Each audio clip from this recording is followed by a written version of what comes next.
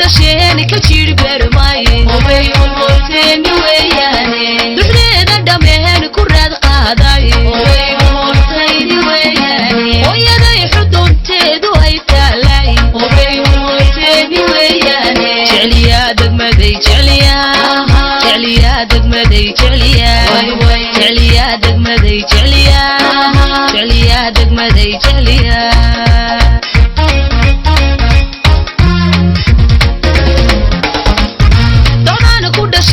ka jiri beermaaye obayul horteeni weeyaane duxdeeda dhameen ku raad qaaday obayul horteeni weeyaane hooyaday xudunteedu ay taalay obayul horteeni weeyaane jecliyaa degmaday jecliyaa degmaday